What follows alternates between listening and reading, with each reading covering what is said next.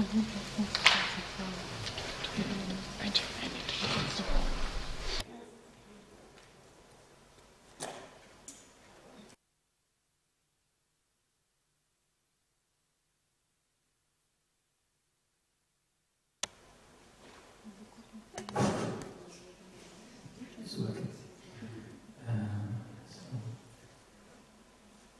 Thay, dear brothers and sisters, dear friends,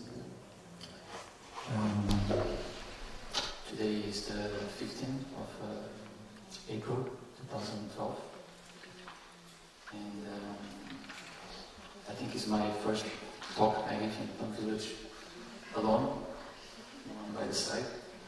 I mean, at least here in Upper Hamlet or anywhere here in Upper Village.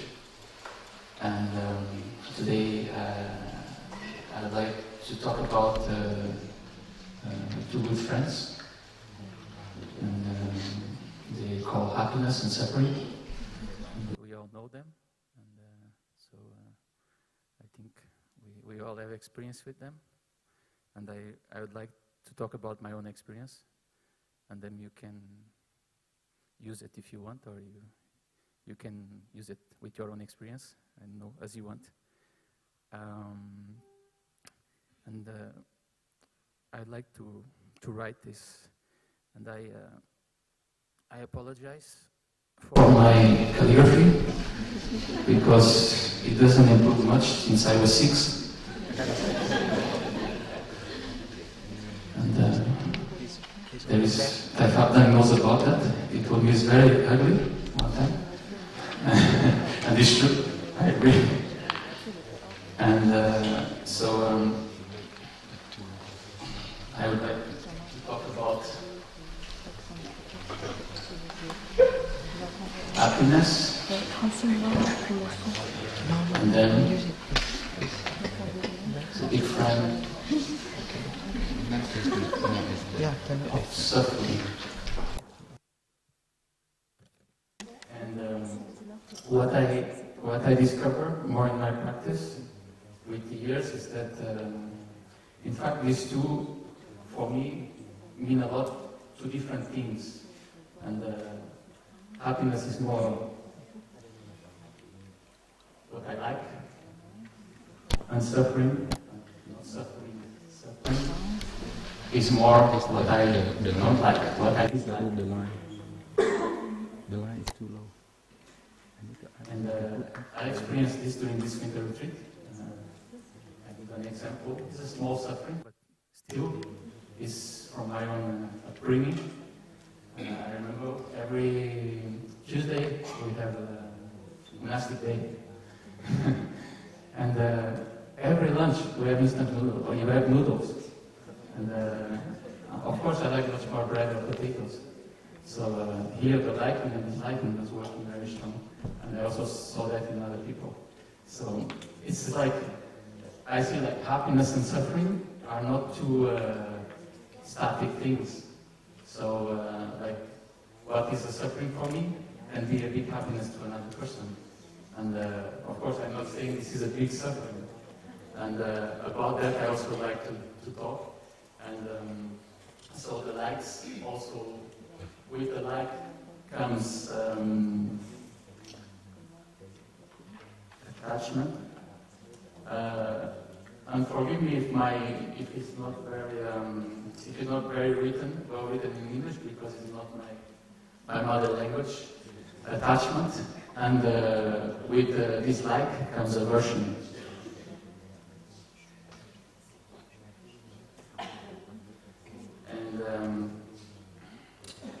And now I would like to talk about another thing related with these two. Is we have a practice that is called the 5 remembrances.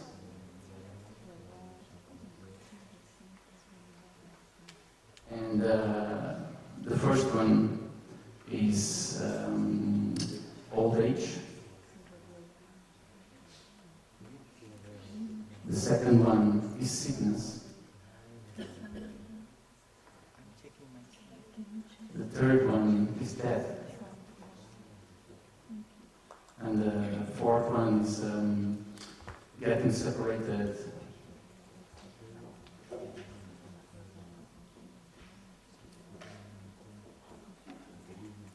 of the ones we love.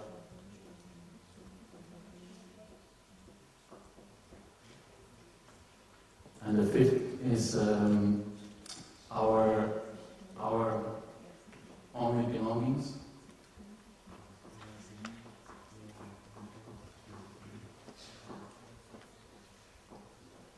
Our actions.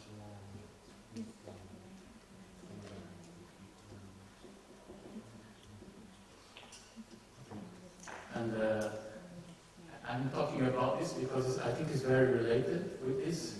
And this talks about the Four Noble Truths that maybe many of you already listened, I think. And the first is about suffering, that there is suffering. And the second, there is a way out of it, there is the causes of it. So the second is there is the causes of it. And the third, there is happiness. And the fourth, there is a way leading to happiness. And so the 5 remembrances can be considered as suffering, at least for us. We consider them as suffering normally, and but they are a kind of universal suffering, or means like suffering we all are going to experience someday. Some of them we already experience, at least sickness and getting separated from loved ones, and that our only belongings are our actions. Is everybody listening? Huh? Is good? Yeah. Just French translation. It's not so good, huh? Yeah. I see some people.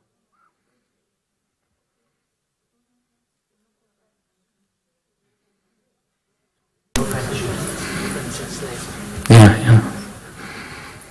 So it seems like there is no French translation for some people.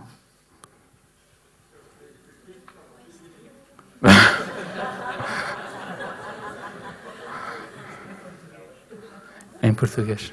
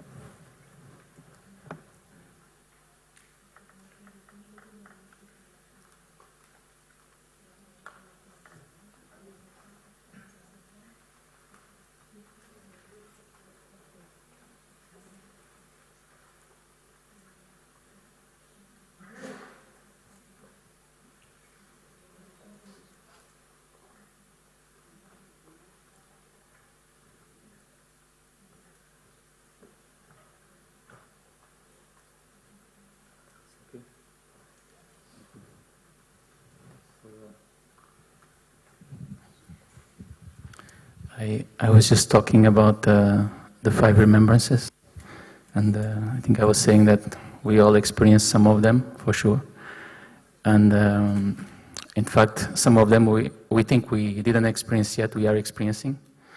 I mean, like, each minute that passes is check, and I'm getting older, so we are all experiencing that, even if we're maybe not so aware of it. And sickness, I think we all experienced that. And I remember as a boy, I was sick more times than now, in fact. But I know that that's a way for the body to build strength, to be stronger as an adult. That's maybe why I'm not so sick now, for now. And then death. And Thay always remembers that, in fact, our body, there is always cells that are dying and reborning, and so there is always a process of death in our body. And then being separated of the ones we love. In the last years, I was separated from 3 of my grandparents, and I just have 1 grandma. And I also saw the people who departed. If we can say departed, I don't know what is the better word to use for this, but it's a thing we are very aware of, and this is is sufferings we cannot avoid. In fact, we call it sufferings, but it depends on our mind. They are not sufferings in itself, and our only belongings are our actions. This is a part I really like because this is really the spiritual life, I feel. It's not, for me, it's not Buddhism or Christianity or Islam or anything like that. It's just spirituality. It's practice. That what we say, what we think, and what we do with our body is the only thing that we left behind. And I think this is very important because sometimes we spend our life running after things that are so fleeting. I remember when I was a boy, I really wanted to have a bike, and my family was not so. My dad didn't have so much money, and for 2 years I have to wait for getting a bike. And I would think, when I have a bike, I'll be the happiest person in the world. So, and then I get the bike, and after a while I was like, it's not something, and I was already landing into many other boys because playing soccer is even more fun. And then I remember there was another thing who appeared at that time. It was like a garage, and you could put your cars inside, your playing cars. And I wanted that at all costs, and I get that, and I get very bored with it after a while. So all these are very fleeting things, and so I think like, and I see now more clearly. Even sometimes we think like what we think, other people don't know, and so it's not very important. And but thinking is extremely important because thinking leads to talking, and talking and thinking also leads to action. So what we think and training our mind is I feel is the most important thing we can do. Another thing I would like to share is about the like and dislike and the attachment and aversion. I see that part of attachment and aversion is for instance, attachment. When we attach to something, I put attachment on the side of happiness, but it's not happiness. When we attach to something, in fact, it's suffering. And when we have aversion to something, it's suffering. This is very clear for me. So, and liking is not happiness. It's there, but it's not happiness. And disliking is not happiness too. So, and it's not suffering too. This is the funny thing, because as I talk about the Four Noble Truths, and them, if you read on what the brothers just were chanting, but it was in Vietnamese, but there is a part to say, the brothers and the sisters, sorry, there is a part to say there is no suffering, there is no causes of suffering, there is no happiness, and there is no way to happiness. So it can be very contradictory, because we see like, oh, there is this, we can go in this way and we will be happy, but then there is nothing of this. And I think when I think about it, I think it's is quite true, because, as I said before, we cannot say that a certain thing is happiness or is suffering. It could be for us, but maybe it's not for another person. So depending even in culture, we here living in the community, I see that very clearly, because the way I see things could be completely different of another brother. And I'm doing something that I think is making him happy, and he's not happy with me. So this is a very, very important point. When you live in community, this is very important. But if we live as a couple, this is very important too. Unless we live alone, and then we cook what we want, we do what we want, but then we'll be always in the like. And if someone does something we don't like, we are not happy. So this is a very important thing, I think, because I think all our life goes around this. Is always a circle around these things. At least mine is. Mine is for sure. I can see that more clearly. And even about the remembrances, and when we talk about being suffering, I remember I was in 2007. I was quite sick. I was bitten by a tick when I was in New York, in Blue Cliff, and I get the Lyme's disease, and I kind of get even paralyzed. I could not move my neck. I had to do like this, and then like this, and it was extremely painful. And I just remember, but at the same time, I cannot explain, but there was a sensation of, this is a good experience. I cannot explain you why, it's not a thing I can explain, but I felt very at peace at certain moments, and I felt this was a big learning experience, because I've never experienced anything like this in my life. As I say, I've been very lucky, I've been very healthy until now, but this was kind of telling me, if I didn't get the antibiotics in time, the doctor told me that I could have died, because that goes into the brain and I will not be here saying word with word. I will be like a little bit out of place.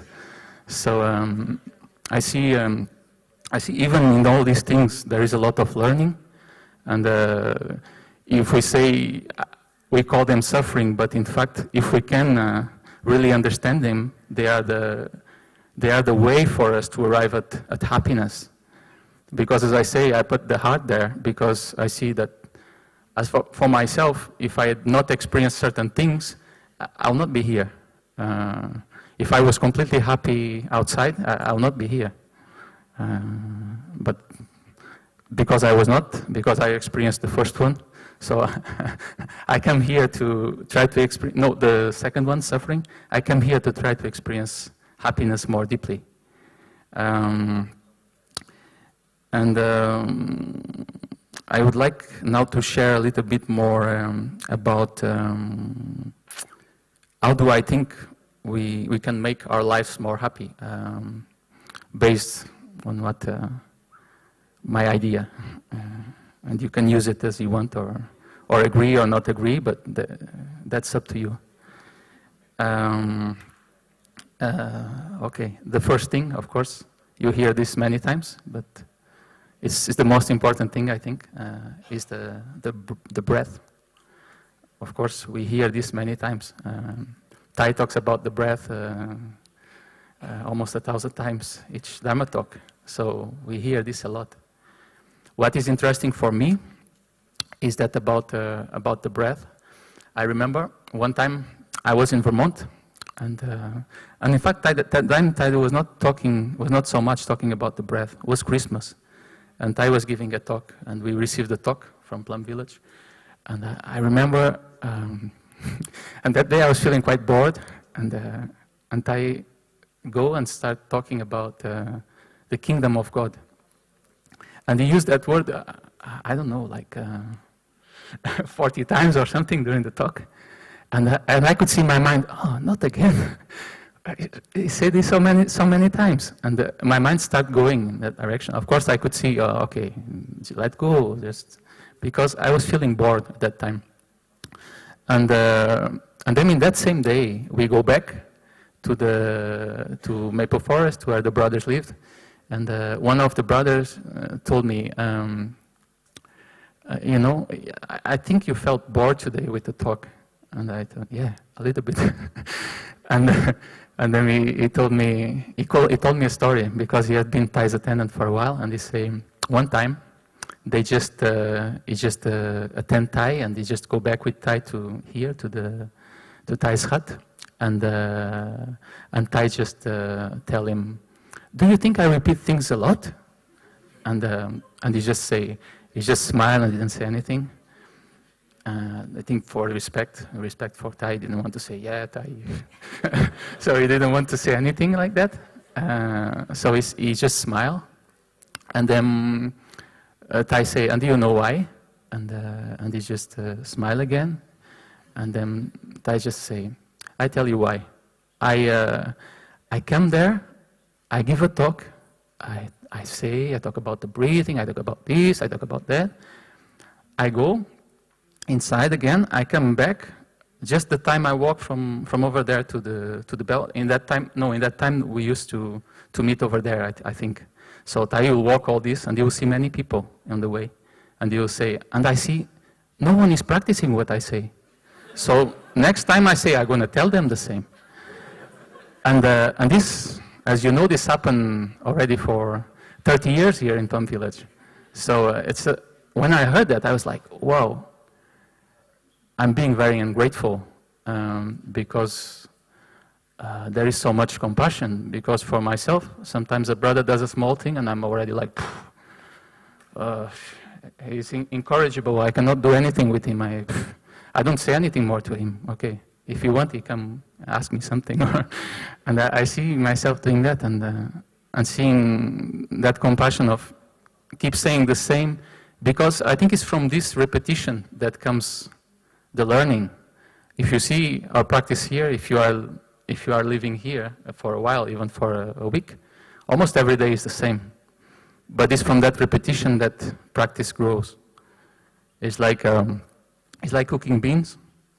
Like if you put the beans to boil in water, and when they start boiling, you turn off the gas and let the water cold, and then you put them to boil again and you turn up the gas, you never have the beans cooked. You have to continue to cook the beans. It's the same with the practice. You have to continue to cook your beans, because if not, the beans will be always raw.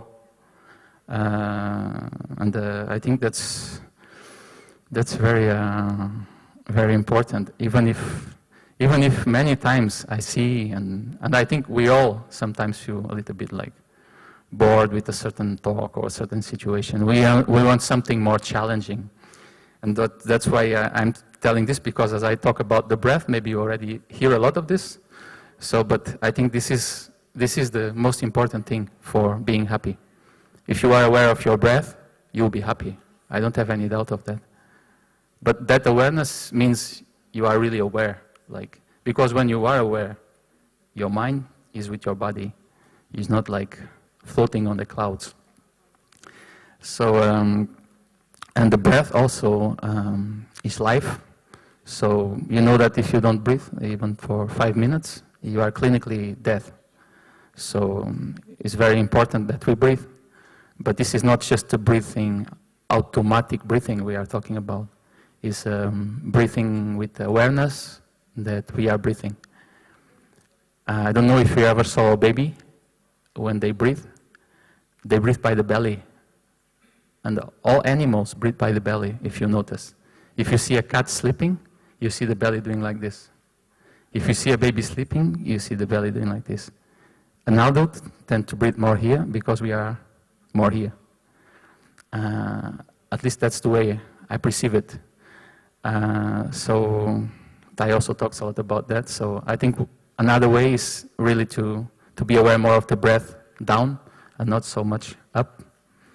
And because as I see, a baby is still, it doesn't have many ideas, almost any, and it doesn't think so much.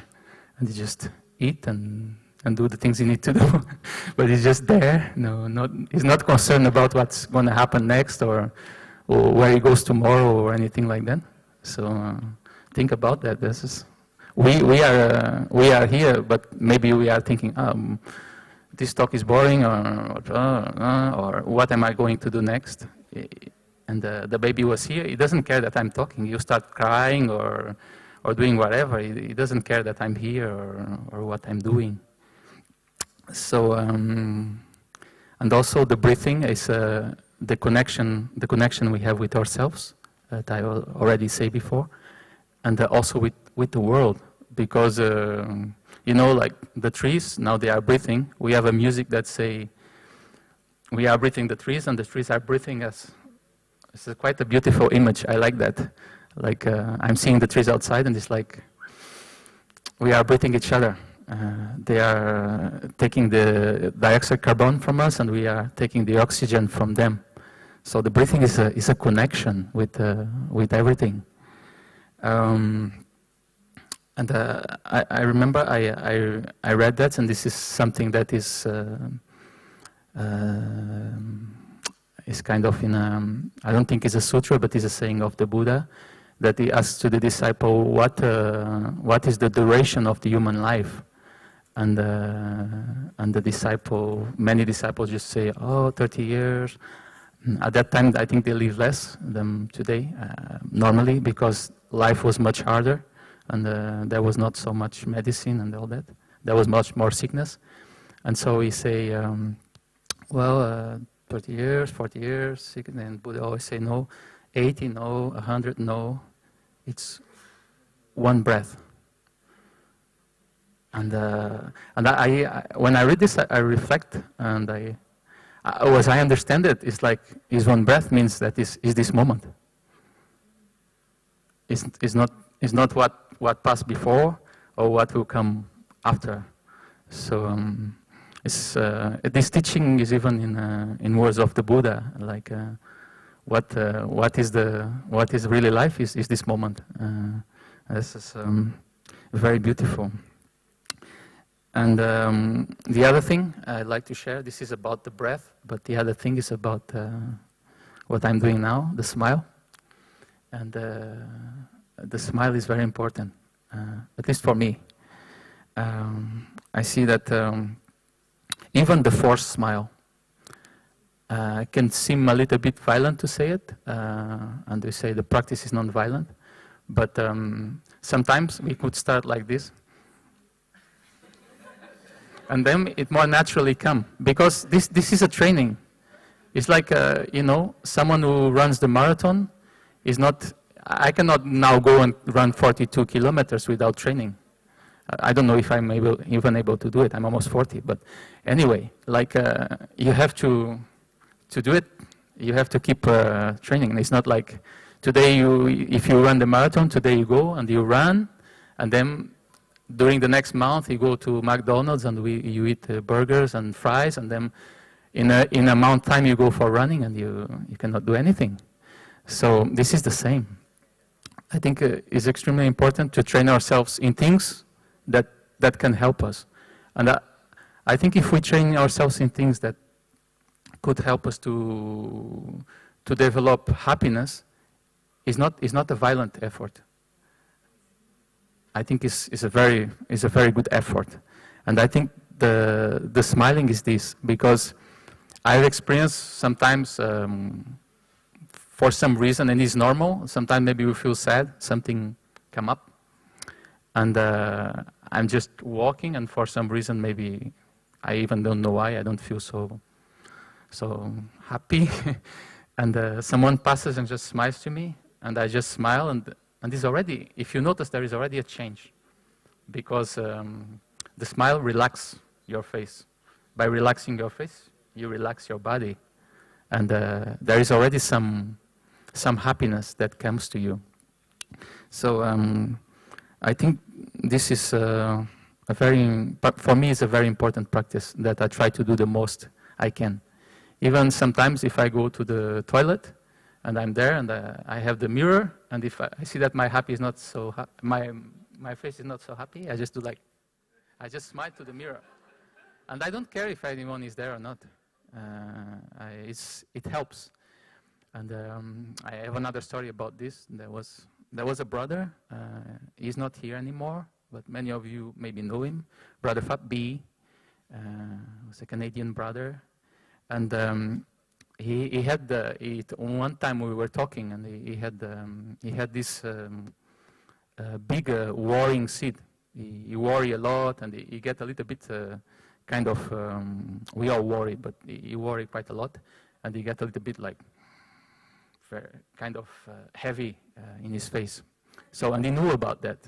So one day, when he went out, or we went out to buy something for the community, he buy a makeup mirror, a small mirror for makeup. It must have been funny a monk to go and buy a makeup mirror, but he buy it, and then he show me, and he say, now every time I feel like I put the mirror and I smile to it, and after he say, it works. Sometimes it works, other times, but it helps.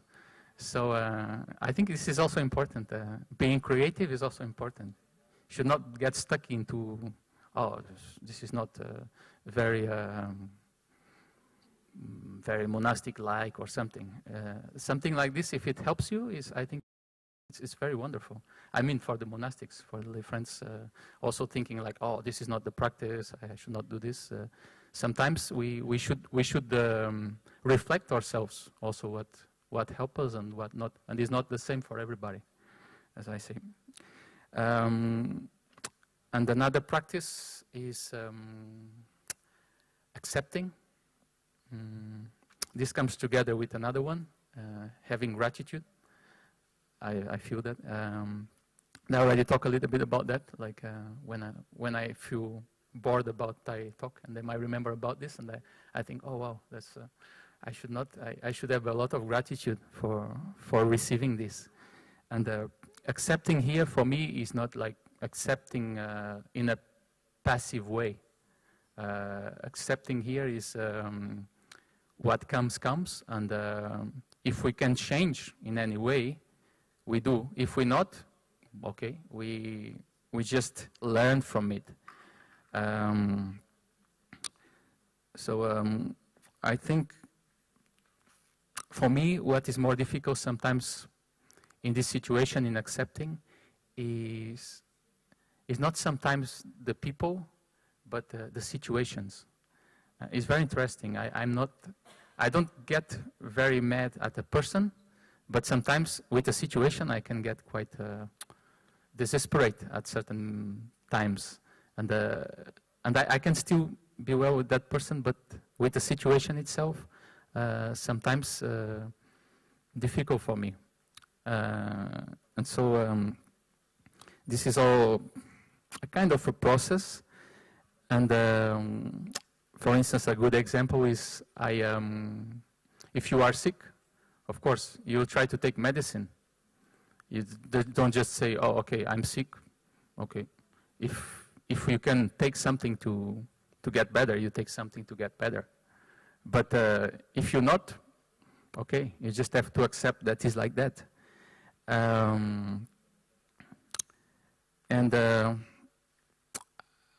Other practice is, and I talk about this when you talk about the ways that lead to suffering, because the ones I've been saying is my own come from my head today. It's letting go. This is very important, letting go. I think over the years I've learned more of this. Mainly I see I'm now living down there in Sonha, and we are not so many brothers now, but during the winter we are 18, and there is many situations who happen that makes you like attached to your own idea or to your own way of doing, or a brother doesn't come to the sitting or something, and then you feel like, oh, why didn't he come? And you don't feel happy with that. And I learned to let go more of that. I feel more light than before. And this was a process to do that. And it happens by reminding myself that, well, maybe that brother, it happened to me even like I don't see anyone and say, oh, he didn't come. And then I think about it even when I'm sitting. And then after I remember, no, but he's cooking today. That's why he's not here. And so it's the perception we have of the other person could be very wrong. And I may be already suffering a little bit with it. And I also learned not to say anything. And I remember we had a brother that I really had a little bit of difficulty with. And I saw the best way to reach him was, for instance, he was not coming for the sitting, and I just go and say, you have a very beautiful voice, do you want to do the chanting tomorrow? And he was very happy, and he said, yeah, I can do it. And then he come many times after that. But maybe if I go to him and say, you didn't come to the sitting, if I say like that, I think will not work. Imposing doesn't work. I try not to be, and less and less I'm kind of the police guy. Or even when the brothers say to me, oh, this brother is like this or like that, he's not doing so well, I try not to believe right away. More and more I try not to believe right away, because it could be a wrong perception. It could really be a wrong perception. I remember a brother come to me and say, oh, that brother is very unhappy. And I told him, why? Oh, I just saw him walking alone. And I said, but how can you know that? Because he's walking alone doesn't mean he's unhappy. So this perception is very, it can bring a lot of suffering. And so it's good not to get stuck into this. Another thing is a word that sometimes could be misunderstood, is discipline. I think discipline brings a lot of happiness, at least for me. I feel that having a continuous practice and maintaining a discipline make me feel much stronger and much more solid in the practice. But this discipline is not sometimes what we understand, that being struggle or being rigid is the discipline of maintaining what I say before, a practice that is not cut all the time by let's say laziness or else we do the opposite. We practice or we think we are practicing very, very well, so we are practicing very strongly and we sit a lot and think, but then we just feel tired, or we just feel we are putting too much pressure on us. So, and another thing I wanted to share about the point before, and I heard Thay say this 2 or 3 times since I'm here. This is one of the words I like the most, because it relates with the non-being like imposing yourself on others, and that is the word "mind your own business." And I don't know if there is an equivalent for that in French or in other language, but I really like that word, because it doesn't mean you are cold to others, or it doesn't mean you don't care, but it means that you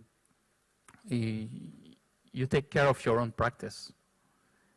You are not looking outside of what others are doing, and you still see things, but you don't get like stuck into them, or try not to get stuck into them.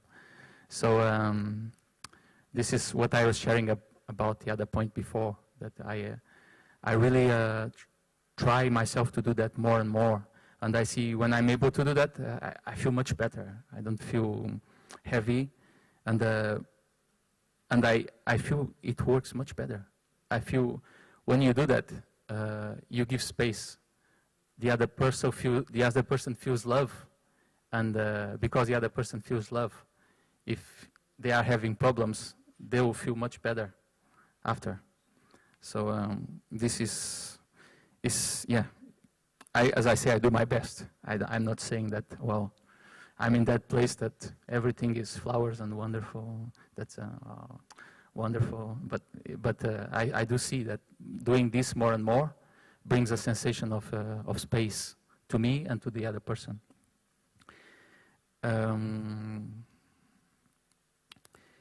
this relates also with skillful means, what I say before, like when we try to use words or ways of doing things, we still help the other person, but we don't need to use words direct.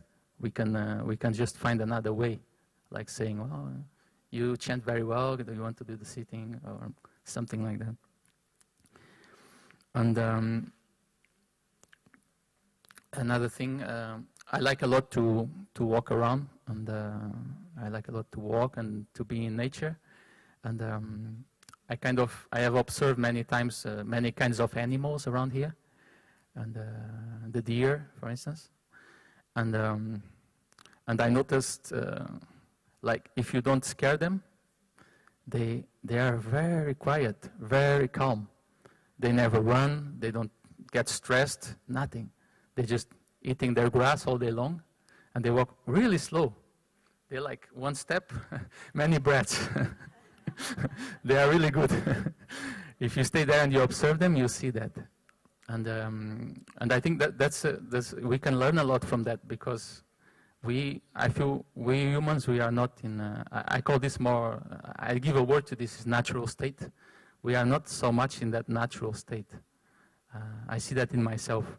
Sometimes I see myself, for some reason, and I don't have any reason for it, I start busying myself or walking faster. And because sometimes I see it better, I stop, and I wonder why. Because I don't see animals doing this. I don't see animals running like crazy if they don't have any reason for it. So I think what I'm trying to say is being aware of this energiness of running in all directions is also a way of bringing calmness, and bringing calmness will make us more happy, I suppose. At least many animals seem very happy to me. Maybe I'm wrong. I cannot read what's going in their mind. But as I say, we have many cats down there, and I think they spend like 20 hours sleeping that day. They're really, it's amazing. And sometimes we had a cat, I remember. I sometimes pass in the morning by one of the corridors, and he's there. I pass at night, he's in the same place. Like 12 hours after, he's still in the same place. And I'm like, wow, it's quite amazing. What a patience. And I talk about being bored also, and I think being bored is a good thing. Normally we don't think it's a good thing. I see every time I'm being bored, it depends on me if I use it well or not. On being bored, you can do two things. At least that's the way I see it.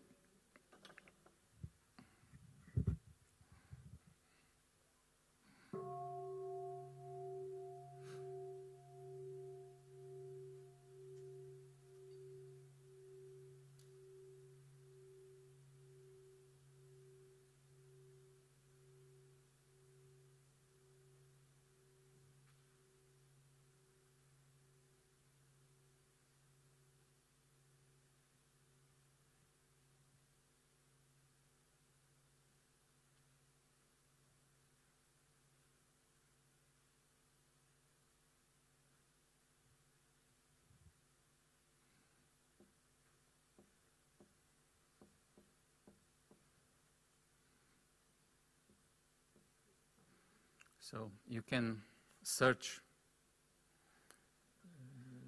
How do you write search? Is it H? No, E. Search E. Yeah.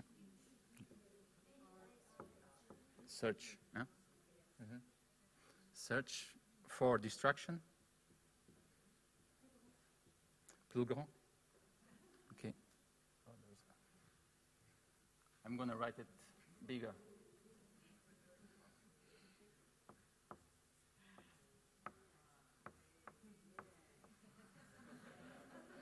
So search for distraction. Oops.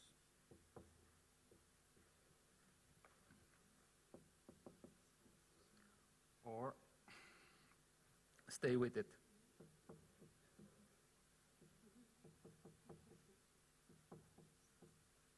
This one is quite difficult. This one is very easy.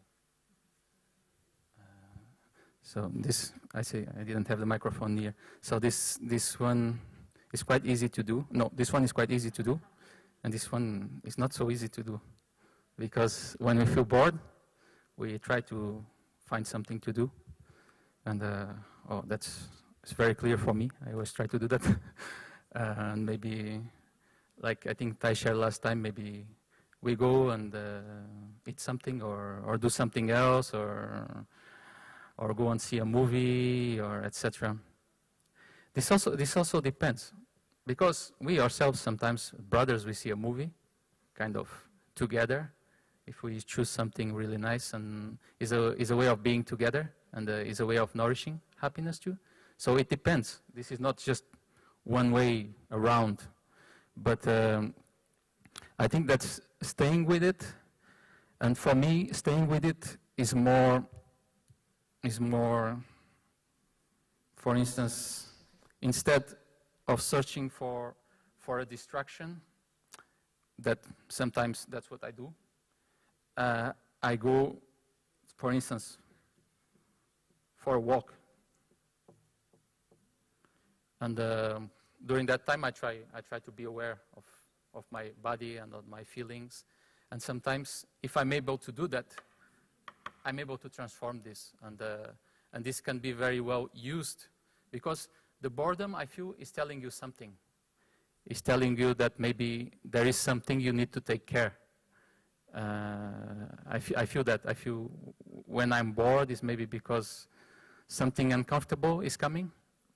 And so it's better to do something that I work with it than something to forget it and will come back again, maybe even stronger, because I don't take care of it. So I think this is will be important though, for us to at least to reflect upon this, upon feel bored, because I think also because as our society is more and more kind of electronic and etc., this tends to happen much more than before. I mean, like if I remember the life of my grandma describes to me when she was young, they didn't have almost any time to be bored. I mean, like they have all the chores to do during the day. Today, most people have much more. I mean, at least time to do other things, and so maybe this arises more. Also, because we search for this. We search for distraction. We get used to have distraction. Most part of us are quite addicted to distraction. We are always trying to distract our mind, so the difficulty doesn't come. So I think just reflecting upon this, and this could just be the first thing that appears before maybe we feel a mental formation coming or something. We start having a feeling of I feel bored. This is not fun. I want to do something fun. So I think it's good. It's good just to reflect upon that. Maybe we can have another bell. Forget about the bell before.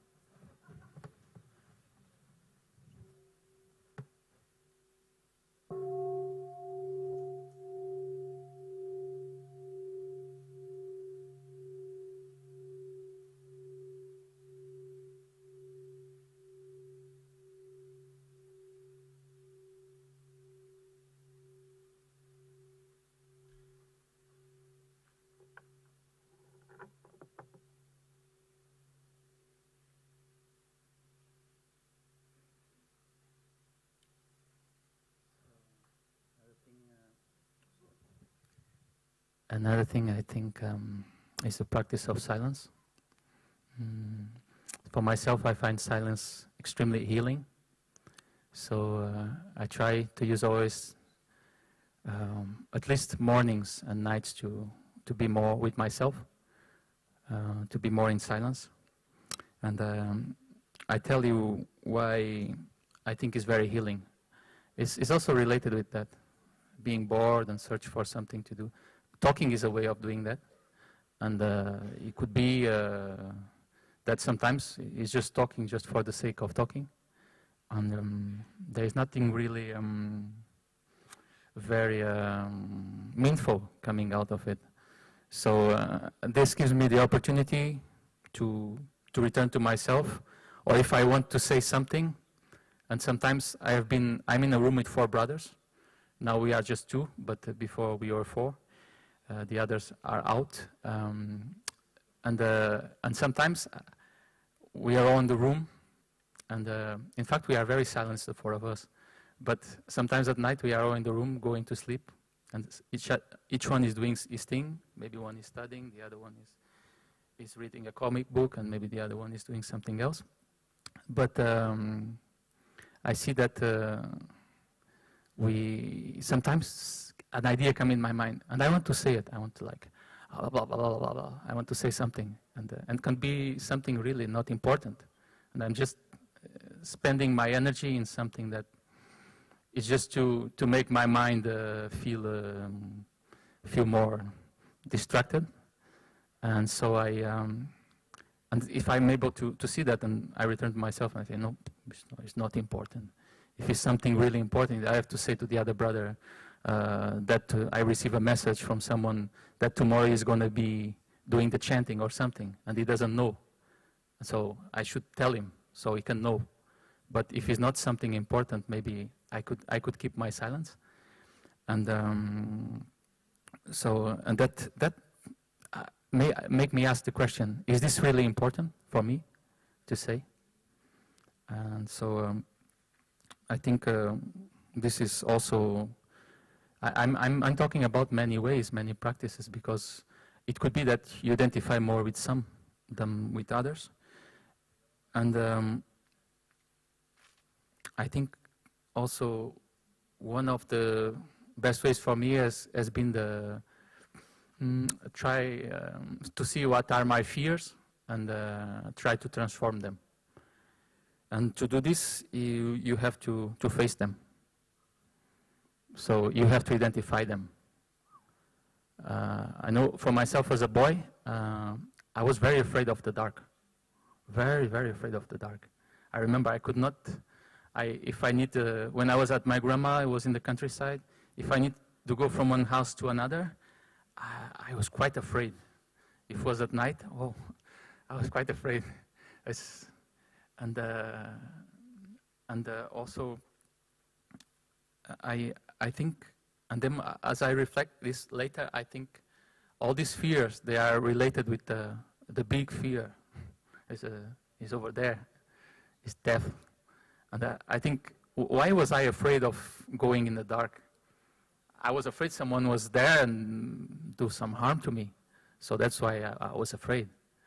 So then after, when I start reading about the practice, I was not a monk yet. I was living still in my country, and I kind of read the book. And in this book, the master say, and this was I don't remember his name, but he was quite strong. He was not as gentle as Thay. He just say, if you have fears, face them.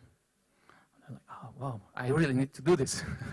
So I really wanted to practice. Yeah, I'm going to do it. So I kind of go out at night to the countryside, first with my dog.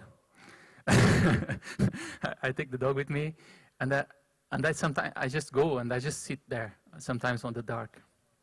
And this was very healing, because at a certain time I start seeing that most part of our fears are not real, but they can impair us so much. It's like it's so much of a wall in front of you, and they don't have any substance or any reality. So doing this is quite important, I think, also for me. And another fear I see in me is, and I think we all have it, is the fear of not having enough. By not having enough, I mean food, drink, clothes, and shelter. I mean the main things, or maybe medicine if we are. This is the things, even from the monastics, from the Vinaya, that this is the five main things. And medicine is the last one that you need in order to live a simple life, but to still survive. And I see this is a very ancient fear, because our ancestors, when they go many years ago, when they go hunting, they could also be hunted by the animal. And I first read about this, but then I also reflect, why is that fear present in me? If we live more and less in a community that I think we have enough to eat, enough to drink, but we don't know tomorrow. But anyway, there is this fear. I see this fear in me come also from my ancestors. And so I also try to look at this and try to transform it. Transform it by looking into the way I live, into the way I eat, into the way I drink, etc. To see, am I doing these things because there is fear in me of maybe tomorrow I don't have this. So and I don't know what time is it now. I didn't bring a watch. 10? Ah, okay. Yeah, I'm quite. I already talked for quite a while. But the thing I want to say is that all these practices that I share with you are tools. Are tools for helping us to be more happy. And